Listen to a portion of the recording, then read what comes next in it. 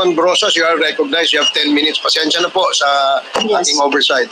Thank you, Mr. Chair. Maraming salamat, Mr. Chair. Mr. Chair, again, i-reiterate ko lang, Mr. Chair, yung reminders no, na hindi magsabi ng pagmura, siguro, kasi sanay po yung nakaraan, kahit po sa Senate hearing, may mga ganun. Ano? Respeto naman sa atin dito, and sana po concise sa pagsagot. Kung ano lang ang tanong, yun din lang ang sagot. At mag-defer ng i-defer ang mahahabang explanation kasi nakikita niyo naman, Mr. Chair, madami talagang gustong magtanong ngayon eh. Kaya sana po ganun yung ano, no? And simple lang naman po yung mga tanong ko. It has to do with kung ano din yung mga sinabi ng dating Pangulo doon sa Senate hearing. Yan, Mr. Chair. First, yung observed decorum. Tapos, syempre, tulad po ng sinabi ni Chairman Abante, hindi po tayo mangingimi na mag-point of order kapag nilabag po itong mga ito. Yun. Now, Mr. Chair, I would like to direct my questions, Mr. Chair, to Rodrigo Duterte. Mr. Chair, noong October 28, sinabi ni dating Pangulong Duterte under oath sa harap ng Senado, and I quote, I and I alone take full legal responsibility sa lahat na nagawa ng mga pulis. Pursuant to my order, ako ang managot. At ako ang makulong, wag yung pulis na sumunod sa order ko. Ang tanong natin, Mr. Chair, the families of innocent extrajudicial killing victims are present. Yun po yung pinagsalita nyo kanina. So can the former president look them in the eyes and say once more that he takes full legal responsibility for the deaths of their loved ones, Mr. Chair?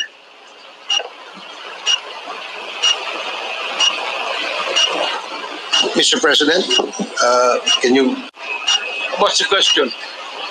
What is the question? Can you repeat the question? Mr. Chair, sinabi niya po na full responsibility. So, Mr. Chair, totoo ba yan? Correct. Very correct. Since I was a president, and there was until now, serious problem about drugs, I have to issue or make a policy statement about drugs. At all that happened, yung nangyari pursuant to my order to stop the drug problem in this country, akin yun. Akin yun. Ako ang nagbigay ng order kasi ginawa nila illegal or legal, akin yun. Thank you, Mr. Chair. I take full responsibility for it. Thank you, Mr. Chair. Yun po yung tanong ko. Yung families of innocent extrajudicial killings, kayo din. File the case in court. Mr. Walang Chair. problema. Nandiyan ang korte. Yes, Mr. Chair. Second question ko. Responsable kayo kasi polisiya nyo yun. Kumbaga, tatak Duterte. Dahil polisiya nyo rin yan, tama ba? Sa Davao. Nung nasa Davao pa kayo. Tama ba na tawagin po itong Davao model or Davao style? Mr. Chair? I cannot control the semantics. Mr. Chair, yes or no? Davao style. Do not ask me to answer yes or no. You are not an investigator. Mr. Chair, tayo po ay nasa investigasyon kasalukuyan, Yes, Mr. but you Chair. are not an investigator. Why are you asking me to answer Mr. Chair, yes or no? tinatanong ko lang naman. Point of order. Suspended.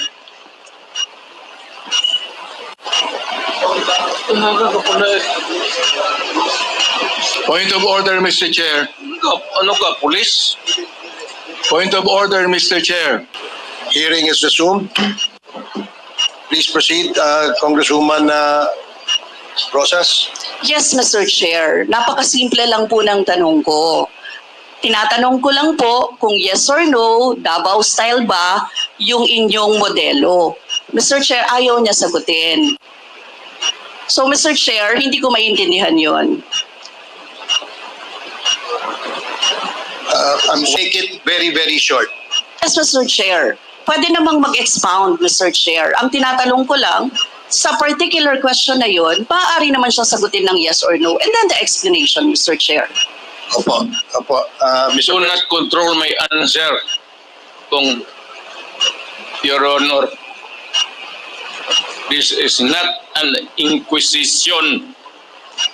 It's a democratic process of investigation. Okay, thank you, Mr. President. Please proceed, Congresswoman Brosas. Yes, Mr. Chair. Mr. Chair, ang tanong ko, sinasabi nyo rin na ang war on drugs ay talagang utos nyo. Diba? Pag sinabing war on drugs, Duterte yan. Sa inyo, nadikit yan. Unless, eto po, tanong na pwede nyo i-expound. May iba kayong gustong itawag doon? Meron po ba kayong gustong ibang itawag doon? Wala na po. Sabi ko, I assume full responsibility for whatever happened in the actions taken by the law enforcement agencies of this country to stop the drugs or the serious problem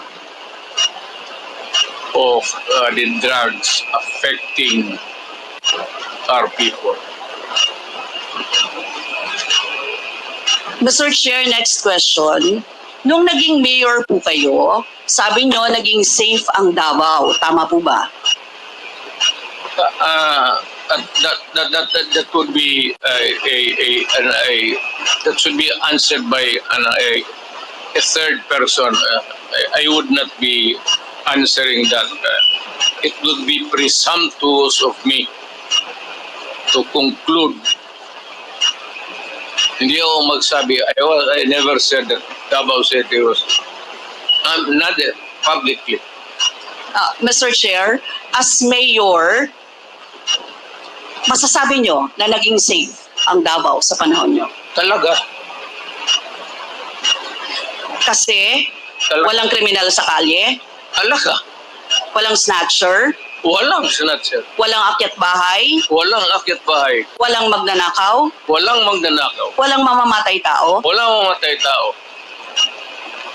So yun po lahat, yes. Oh. So walang mga kriminal o walang insidente ng kriminalidad. Bakit po? Merong mga incident, not totally. It could be a dream of a city not to have any criminal incidents or violence. Pero overall, Davao City was safe. If the test or standard would be that a citizen of the city can walk all over the city and men and children can go home safely, unmolested, undisturbed. That was the standard that I gave to the police of Davao City. Mr. Chair, I would like to ask, no? Hindi ba nagkandamatay sila sa panahon na yon? Marami po. Sino-sino po ang mga pumatay? Wala akong listahan yan, ma'am. We have to go to the tawag nito. Hindi ko bit-bit. Ang bit-bit ko lang ho yung pilde. Mr. Chair, I would like to ask again, no? Sa inyo po, nakaranasan, kayo mismo ba pumatay? Ako, marami. Mga 6 o 7. So Ewan what- ko kung natuluyan yung, hindi ko na follow up sa hospital kung natuluyan. Ko lang ipaalala ko ulit, Mr. Chair, kasi mula din ito sa Senate hearings, ano?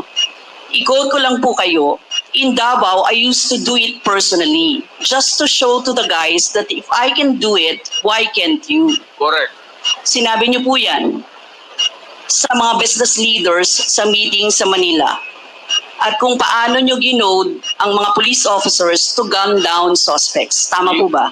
Yes, if they present a violent resistance, that's the only thing that you can kill the criminal if you are personally in danger of losing your life too. Ito But ba, hindi mo pwedeng patayin yung kriminal nakahandcuff o nakatali. Hindi trabaho ng lalaki yan. ito pong second, Mr. Chair, na quote, kayo rin ito. And I'd go around in Davao with a motorcycle, with a big bike around. And I would just patrol the streets looking for trouble also. Manila Times po ito. I was really looking for a confrontation so I could kill. Sinabi niyo po ito. Yes. Nagdadasal po ako na nagmumumtor ako na may mag-hold upper dyan. At kung maabot na kita, talagang patayin kita. At kung basta kriminal ka, wala akong pasensya sa kriminal. Pagka lumaban, patayan.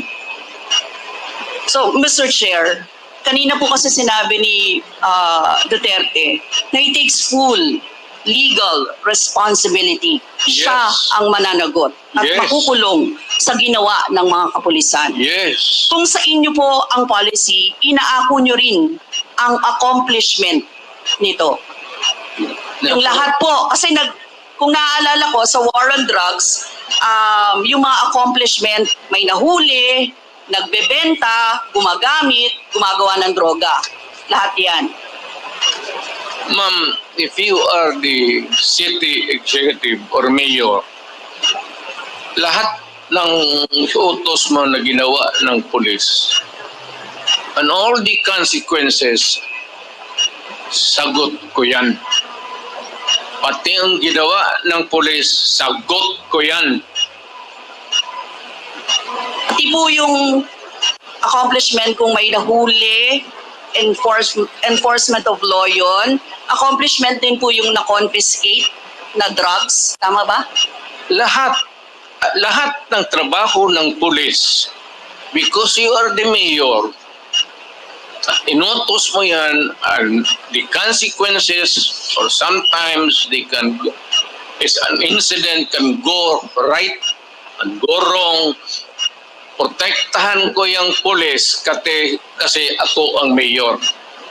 Hindi magtrabaho yung pulis, matakot yan kung hindi mo bakaban. So lahat ng trabaho ng pulis, nung ako'y mayor, for the longest time, akin yan. So, Mr. Chair, alam niyo po ba kung ilan ang arrested sa mga drug operations at how much ang drug na na-seize nung time na yan? Ma'am, I was not notified in advance that I have to make an accounting for the arrested persons in Davao City. That is, I would not want to. That would not be a proper question. Mr. Chair, sabi niyo yung accomplishment report sa inyo yan. Accomplishment, yes. Accomplishment is another thing. But you see, to ask for the number of arrests or killings, that would be a stupid question. Mr. Chair, sinabi po ninyo na aakuin nyo lahat. Eh di syempre may accounting din kayo, Mr. Chair. At kabisado nyo, kahit nga kabisado ninyo kung ilan ang hinuli, ilan ang pinatay, ilan. Dapat may accounting kayo, Mr. Chair. And I believe, Mr. Chair, noong 2017, correct me if I'm wrong, may President's Accomplishment Report kayo. Yes, Mr. ma'am. Chair. Tanungin kita, where were you the other day at 4 o'clock in the afternoon? Point of order, Mr. Chair. Sinabi ko. Please continue, Congresswoman Brosas. Thank you, Mr. Chair. I'm sure alam po yan ng former President kasi siya ay naging miyembro din ng Kongreso, Mr. Chair. Yes. Mr. Chair, 2017 President Accomplishment Report meron, sinabi niyo rin naman. Ngayon, Mr. Chair, kung ganon, handang mag-cooperate ba ang dating Pangulo sa lahat ng investigations na gagawin, Mr. Chair? All investigations. What do you mean by lahat? How many investigations do you think that I have to participate? Point of order again, Mr. Chair. Kasi 1 minute suspension. walang Congresswoman Brosas, you have 4 more minutes. may I interrupt? I am asking the Is this related, Mr. President? to yes, the it is question? related. I am asking yung tatanong to lay the predicate. Okay, sige po. Para hindi tayo mawala. Sige po. Congresswoman Brosas, I hope you can consider the opinion of the resource person by laying the predicate before you ask the question directly to the former president. Yes, Mr. Chair. Mr. Chair, siguro, tatanong ko na lang diretso, Mr. Chair. Yung former president ba ay willing na mag-cooperate sa investigation sa ICC? Kaugnay dito? ICC, ma'am. I'm asking the ICC to hurry up, and if possible, they can come here and start the investigation tomorrow. This issue has been left hanging for so many years. Matagal, ma'am, baka mamatay na ako, hindi na nila ako maimbestiga. So I'm asking the ICC through you na pagpunta na sila dito bukas, umpisahan na nila ang investigation. And if I am found guilty, I will go to prison and rot there for all time. Mr. Chair, balikan ko lang yung isa ko pang tanong, Mr. Chair. Ito sa Senate hearing dito, Mr. Chair. Sinabi ni former President Duterte, encourage the criminals to fight. Encourage them to draw their guns. Yan ang instruction ko. End of quote. And the only way na hindi kayo makulong and to justify the killing is bigyan mo talaga ng panahon na lumaban. Tama po ba? Yan ang sinabi ninyo. Yes, because that would be justified kung lumaban. Yan, kasunod pa lang po yung Ang question ko. utos ko- Ang question ko po ay bakit nyo ine-encourage yung kriminal na lumaban? Para medyo maminus-minus ang problema sa syudad ko. Kung may kriminal dito na 50, kung mapatay ninyo yung 30, di 20 na lang, hindi na masyado problema dyan sa akin. Ibig sabihin, Mr. Chair, hindi mapaparusahan ang nakagawa ng krimen in self-defense. Hindi man sadya. Alam naman trabaho ng police, ma'am. The policeman should know when to kill and when to injure. Hindi naman kailangan sabihin na May elements naman ng self-defense. Alam niyo yun, Mr. Chair. not self-defense, performance of duty. Performance of duty, but And elements of connected with self-defense. that performance of duty is self-defense. So, Mr. Chair, ano yun? Ang what? Elements of self-defense, Mr. Chair. Self-defense is when you defend yourself to avoid injury, serious, or you die. That is applicable also to a policeman who is performing his duty, because the policeman has to confront, ang civilian has to iwasan. But a policeman, a law officer, if you are a law officer, you have to confront the criminal. Ang sanabi ko sa kanila, huwag kang pumunta dito sa akin isina na may sugat ka, sipain kita, patayin mo. Bakit ikaw ang may sugat? Wala akong my language is brutal and raw for criminals. Wala akong pasensya, ma'am. I've been a prosecutor for 9 years. Talagang sinabi ko, pag hindi na mahinto yan, patayin mo na yan. Huwag mo nang pabalikin niya dito sa opisina ko. Thank you, really Mr. want Chair. to know the truth. Ganun.